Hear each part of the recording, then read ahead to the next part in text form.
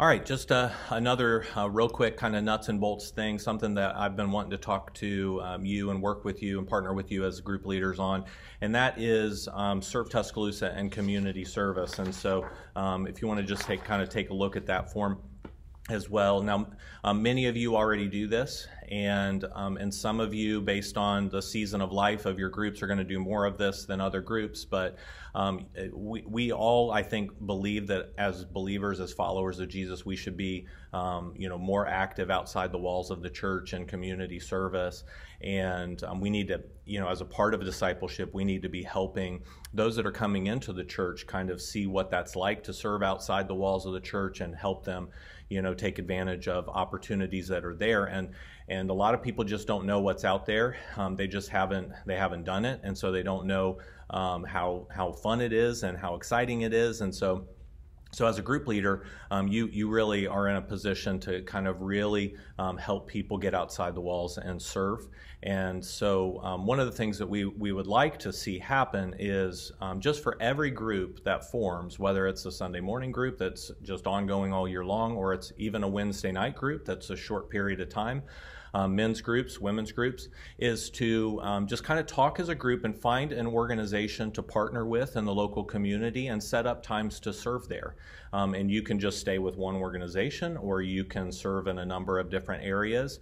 But I really want to kind of embed it in the culture of our groups to not only come together, learn together, encourage one another, but also to go out and serve with one another. And I think that will really kind of help us take that action step in discipleship and serve together. Again, some of you are already doing that, but as just an example of what this might look like, if I'm doing a men's group on a Wednesday night, which I did last semester, and I'm planning out the dates in the calendar, I would maybe not only just plan the dates that we would meet, but possibly plan an evening where as a group, we'd just set it and I give them plenty of advance notice, and we would go out to Salvation Army and serve supper out at the Salvation Army Homeless Shelter. And that would just be something that we do. So I would set it as a goal to try to do something, once each semester, and so that's a few times a year. And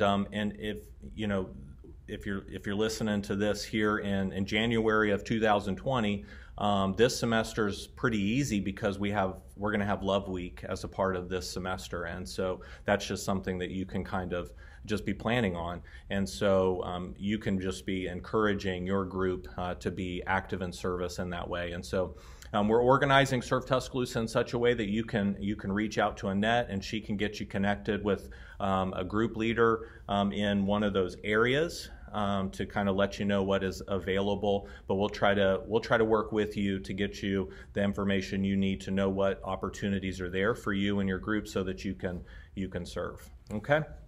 The last little nuts and bolts piece is many of you are familiar with Discover Track. Some of you have gone through Discover Track, but because of some of the discipleship stuff that we're talking about and some of those changes, in order for us to really adequately walk with people who are coming into the church, some of them may be new to faith in general, and some have been believers for a long time, but you still don't really know how to kind of walk this road of discipleship effectively. We felt it was necessary to just kind of completely revamp Discover Track. And so that's coming up here this year. And one of the questions we always get is, if I've been at the church for a really long time, do I need to go to Discover Track? And on our side, we feel like it's highly valuable. All of the content is new, and so we feel like it's a great thing for anybody to go through. I think anybody and everybody would find something new and valuable in every step of Discover Track. And so in order to kind of answer that question, we thought that, and we haven't put plans in place for this yet. I'm kind of just planting a seed so that you know that this might be something that's coming down the road. We've discussed the possibility of taking the whole church through Discover Track at the 9 o'clock hour. And there's going to be 4 steps in this one, and so it would be 4 weeks. And if I was going to give you kind of an estimate as to when that might be, it might be post-Easter.